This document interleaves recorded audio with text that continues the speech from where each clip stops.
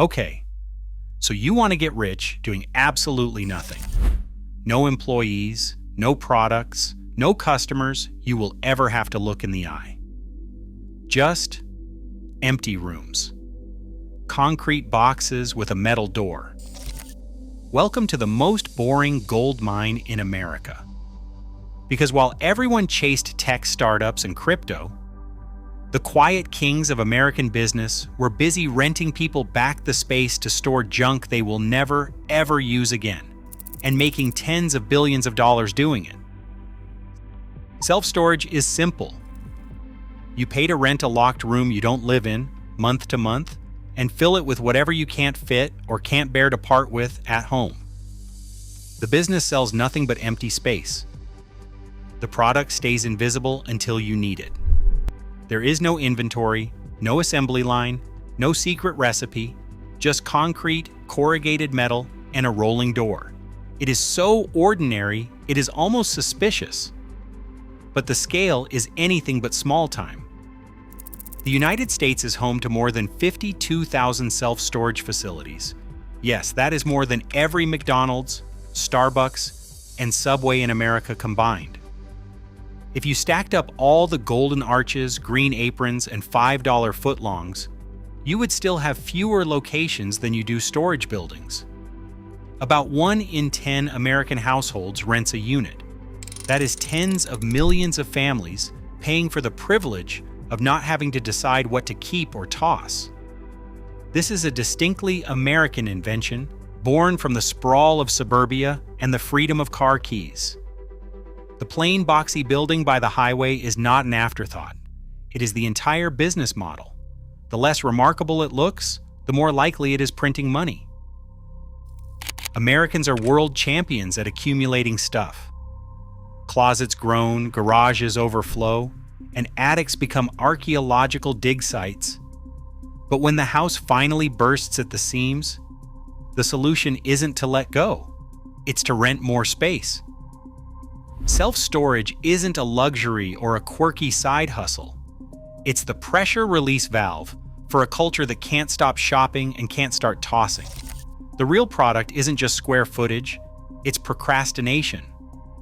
The industry quietly thrives on the 4 Ds: death, divorce, downsizing, and dislocation. These aren't marketing buzzwords. They're the main reasons people sign storage contracts. Someone passes away and the family needs a place to stash a lifetime of objects they can't yet face sorting. A marriage ends and suddenly nobody wants to argue over who gets the treadmill. Retirement or job loss forces a move to a smaller place, but the furniture still needs somewhere to sleep. Or maybe it's a job transfer, a military deployment, or just plain bad luck. Whatever the disruption, the self-storage unit stands ready, month to month, no questions asked. About half of all new rentals trace back to these 4 Ds. Demand doesn't care if the economy is booming or tanking. In good times, people buy more and outgrow their homes. In bad times, life gets messy and people need a place to hide the mess. Either way, the storage industry cashes in. What's really being sold? Time. People pay month after month to delay the moment when they finally decide what to keep and what to let go. The longer they wait, the better for business. The self-storage business runs on a simple formula. Build a box, lock it up, and let the money roll in. Once the concrete dries and the metal doors are bolted on, it barely needs people at all. One part-time manager, sometimes just a voice on the phone or a face on a screen, can run an entire facility. No inventory to order, no products to spoil, no shelves to restock.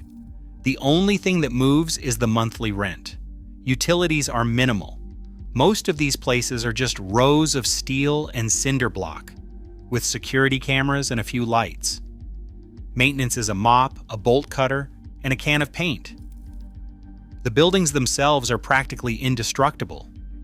Tornadoes and hurricanes might disagree, but most customers' old furniture is not that lucky. Here is where it gets almost comical.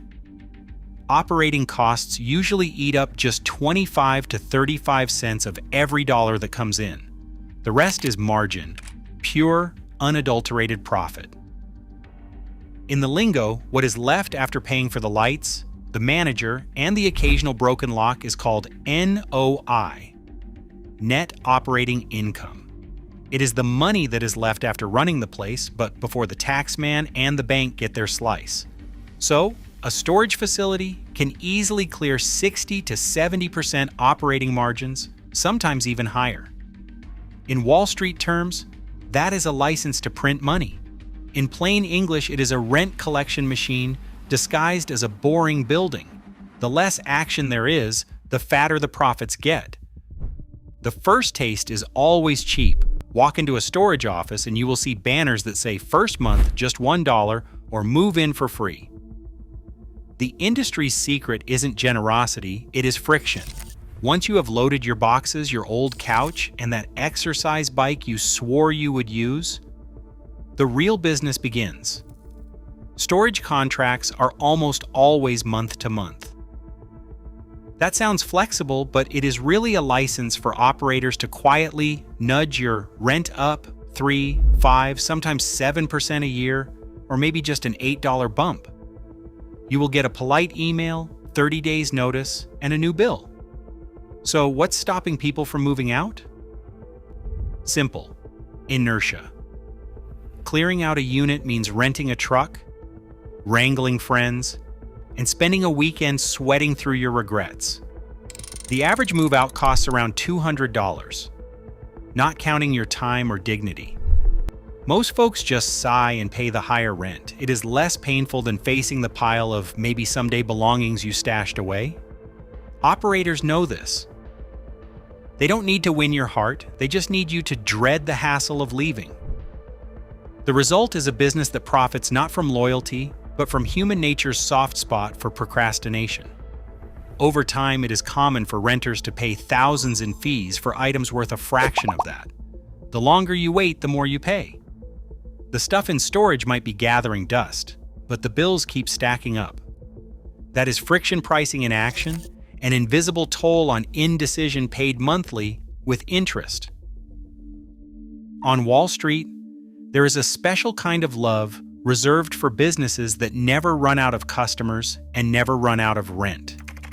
Enter the REIT, the Real Estate Investment Trust. Think of it as a public company whose main job is to own property and hand over most of its profits to shareholders. No widgets, no wild ideas, just steady rent checks. Self-storage, once a patchwork of local lots and family-run sheds, has become a playground for these giants. Public storage, extra space storage, Cube Smart. These are names that sound like they belong on the side of a moving truck, but together they are worth over $60 billion. The blueprint for this empire? B. Wayne Hughes, a man who started with a single facility in El Cajon, California, and ended up showing America just how much money you could make by renting out empty rooms. Hughes did not invent the storage box, but he did figure out how to stack them into a national gold mine. Public storage alone now controls thousands of properties and more than 250 million square feet of rentable space. Investors cannot get enough. Why? Because the cash flow is as predictable as gravity. People never stop needing to stash their stuff, and the rent keeps rolling in, recession or not. The big players keep buying up the little guys, turning mom-and-pop outfits into one more line on a balance sheet. The result is a business so boring it has become irresistible. The less drama, the more dependable the dividends. When the monthly payments stop, the storage unit does not sit around waiting for a happy ending.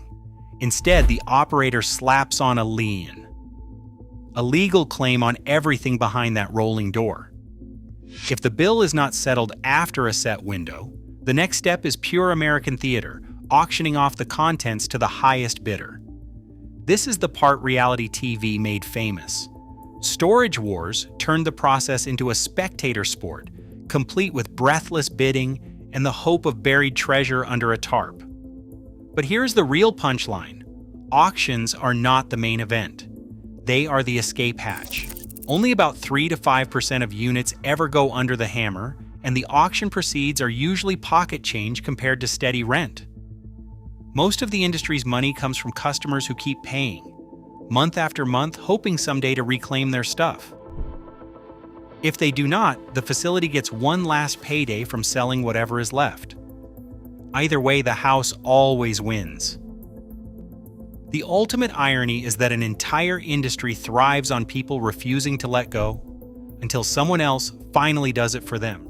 Right now, over 1 in 10 US households is renting a box just to avoid letting go. Wall Street calls that recurring revenue. The rest of us call it not cleaning out the garage. The empty box isn't just real estate. It's a mirror. What do you see inside?